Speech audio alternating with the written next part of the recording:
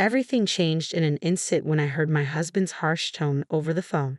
He sharply questioned why I always fell apart when he needed me the most, completely indifferent to the fact that I was in the hospital, worried sick about our baby's well-being. Instead of offering support, he grumbled about his hunger and the lack of my home-cooked meals, saying he was too impatient to wait and planned to eat out with his parents. This left me to figure out how to make my way back from the hospital. His words only heightened my anxiety and sorrow, amplifying my fears for our unborn child's safety and my ability to protect them. I had once been a committed cosmetic salesperson, recognized for my diligence and success, with many accolades to my name. Falling in love with my husband had felt like a fairy tale, and our courtship quickly led to marriage. But after discovering my pregnancy, I faced the difficult decision to leave my job to reduce the risk of miscarriage, prioritizing the well-being of our future family. As my pregnancy progressed, my husband's support dwindled.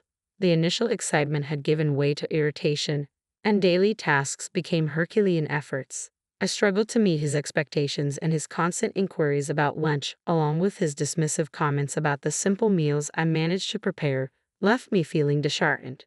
He trivialized my pregnancy challenges, refusing to acknowledge them as legitimate health concerns, which made me feel isolated and unsupported. This was a stark departure from the man I had fallen deeply in love with. He stopped attending doctor's appointments and showed little interest in the household duties that became increasingly difficult for me. Our home, once a haven of love and respect, had turned into a battleground of constant strife as I fought to safeguard both myself and our baby. Despite these trials, I clung to the hope that understanding and patience would return to our relationship. Perhaps he was just overwhelmed and stressed from mentoring a newcomer at work. I reassured myself that things might improve once the baby arrived and his workload eased. I often whispered words of encouragement to my growing belly, trying to maintain a positive outlook despite my physical discomfort and the tension at home. Unfortunately, my husband's behavior didn't improve. To make matters worse, my in-laws began dropping by unannounced, complicating everything further. They would critique the cleanliness of our home and express concern about how we would manage with the baby, yet they still expected immediate service when it came to meals. These visits left me feeling defeated and anxious, and my husband siding with their criticisms only deepened my sense of inadequacy. One day, while heavily pregnant, I went out to buy groceries but ended up collapsing from sheer exhaustion.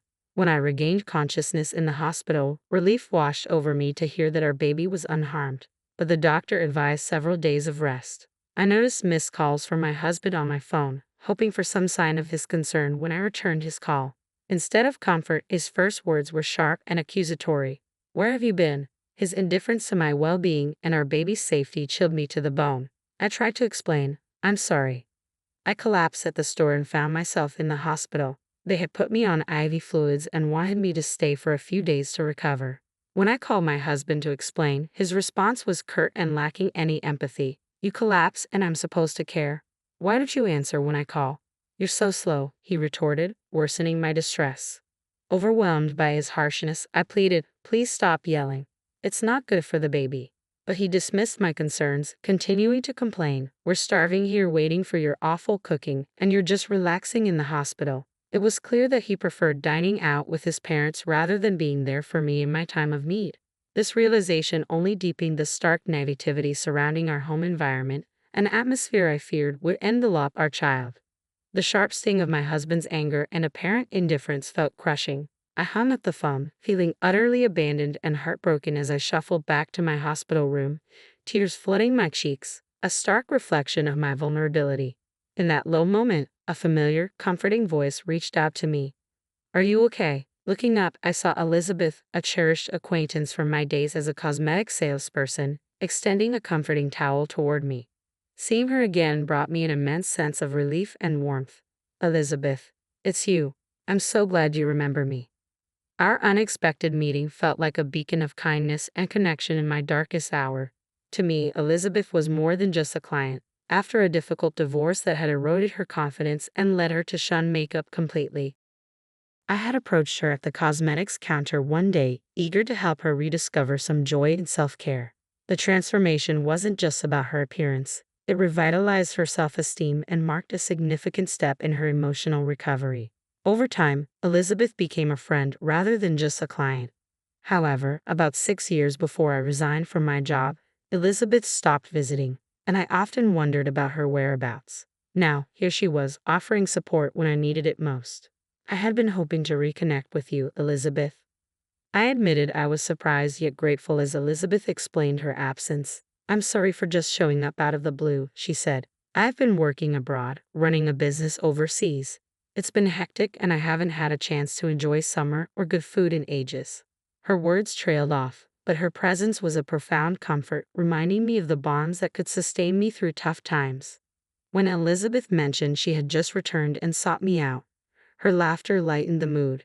Believe it or not, right after I got back, I tried to find you, she chuckled. It turned out that Elizabeth had returned with a mild health scare, a phthisis, which fortunately had been caught early and was easily treatable with medication.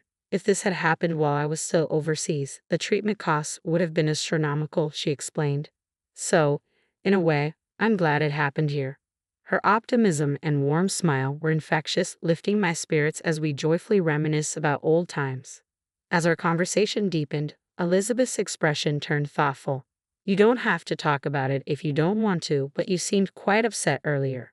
What's going on? Trusting Elizabeth not just as a former client but as a genuine friend, I confided in her about my current struggles with my husband and in-laws. I'm really worried about bringing my baby into this environment.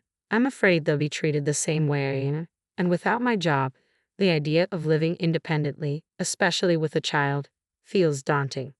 To my astonishment, Elizabeth made an incredibly generous offer. I actually have an apartment you could use. I manage a few properties from a project I started with the land I inherited. It's a cozy 3-bedroom with a separate bathroom, solid roof, and good walls. It's in a safe neighborhood, close to supermarkets and a police station. You wouldn't need to pay a deposit right now, and you can start paying rent whenever you're ready. It's a really good deal. What do you think? Elizabeth's excitement and sincerity were palpable, and I couldn't help but laugh, overwhelmed by her kindness. Are you sure you can offer it at such great terms? I asked. She replied confidently, absolutely. I trust you'll take good care of the place, and I think it's important to support each other during tough times. Her gesture was a profound reminder of the goodness in the world, just when I needed it most. You're more than welcome to stay there, Elizabeth assured me with a warm, comforting smile. Her unexpected kindness felt like a beam of light in my dark times, offering not just a place to stay but also a chance for a new beginning. Overwhelmed by her generosity, I felt a glimmer of hope for the future. I gratefully accepted her offer, and a few days later, after the doctors had cleared me, I didn't return to the home I shared with my husband. Instead, I moved straight into the apartment Elizabeth had arranged for me. She had handled everything over the phone with such ease and kindness that I was left in awe. As I settled into Elizabeth's cozy and welcoming apartment, a twinge of guilt crept in for not paying rent immediately, but she brushed it off with a laugh, insisting that I shouldn't worry about it. While my husband was at work, I took the opportunity to go back to our old house to collect my belongings. The place felt strangely hollow and abandoned, mirroring the emptiness inside me. But Elizabeth's support extended far beyond just providing shelter. She connected me with a lawyer who had previously helped her, which solidified my decision to file for divorce. The lawyer was encouraging, and with each visit to the hospital confirming my baby's health, my resolve strengthened. One day, as I was leaving the hospital, my heart sank at the sight of my husband, John, waiting for me. Panic set in, and despite my attempts to leave quickly, my pregnancy slowed me down. He confronted me, demanding answers about the lawyer and our new living arrangement. Gripping my arm tightly, stating my ground, I insisted that any discussions about divorce, compensation, or child support should be conducted through my lawyer. I refused to go home with him. Just then, a young woman named Lisa intervened. She introduced herself and stepped protectively in front of me, her tense interaction with John revealing an underlying strain. Lisa firmly told him that he couldn't force me to leave against my will. Her bold stance was a stark contrast to my vulnerability, providing an unexpected layer of support when I needed it most. Lisa's firm resolve, coupled with her threat to call the police, dramatically shifted the dynamics of the situation, giving me the much-needed boost of hope and courage to stand my ground. Seeing her determination, John quickly retreated, fear evident in his hurried exit. Overwhelmed with relief, my knees nearly gave way beneath me. Lisa promptly came over to support me, asking with genuine concern, "Are you okay?" I apologized, feeling a rush of emotions, but she brushed it off and immediately hailed a taxi to ensure I got home safely. Despite my protests about troubling her, she reassured me it was no bother at all. When I shared my address with her, she was surprised to discover that I lived just below her. What a serendipitous twist that we were neighbors. Lisa, always cheerful and kind, revealed that she was a new employee at John's workplace. She had reported his inappropriate conduct, which had resulted in him being stripped of his mentorship role. John had a history of insensitivity, especially towards female colleagues, often making inappropriate remarks about personal matters such as menstruation and marriage.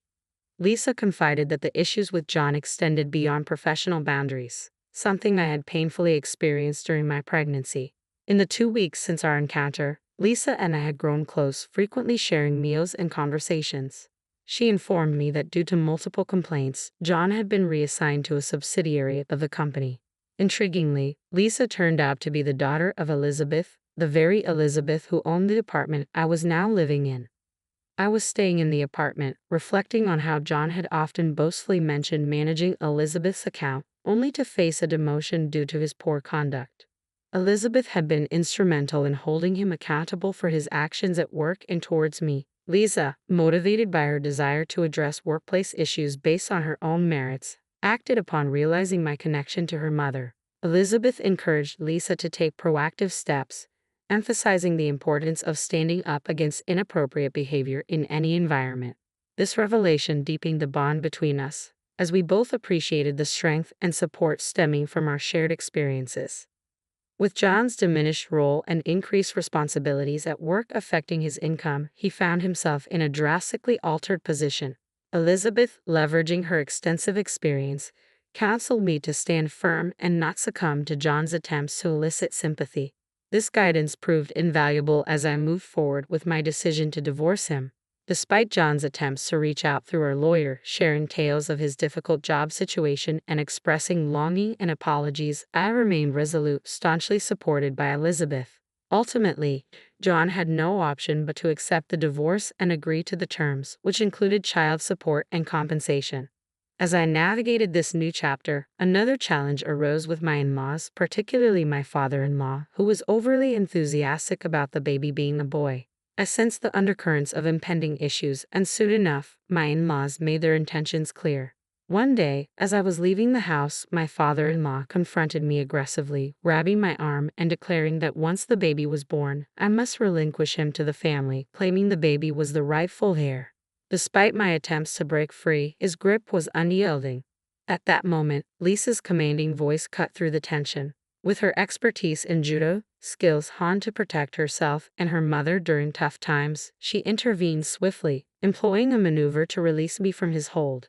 Lisa, a nationally recognized judoka, sternly reprimanded my father-in-law for his disregard of John's behavior and his intrusive demands on my life.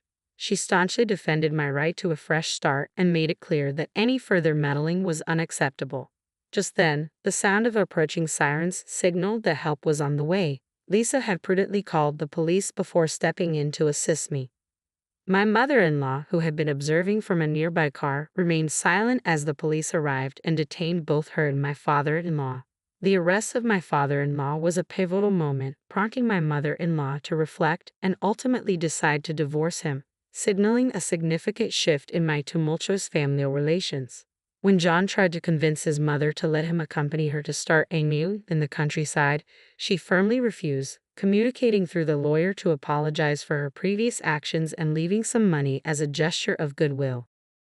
Elizabeth helped me understand that such gestures often stem from a desire for forgiveness and an intention to contribute to my son's future, especially after a significant life change like leaving a marriage. Although I was surprised by her turnaround, given her prior behavior, I appreciated her efforts to make amends. Once the divorce was finalized, I welcomed a healthy baby boy into the world, choosing solitude over a troubled life with John. My mother-in-law moved to the countryside, while when my father-in-law was released from custody, he discovered that she had demolished their house before leaving. With nowhere else to go, he moved in with John, compounding their issues and eventually leading to John's resignation due to his tarnished reputation. Despite these upheavals, child support payments were consistently handled, likely facilitated by Elizabeth and the lawyer. Lisa's courage and integrity at work did not go unnoticed. She was promoted to project leader, earning the respect and admiration of her peers.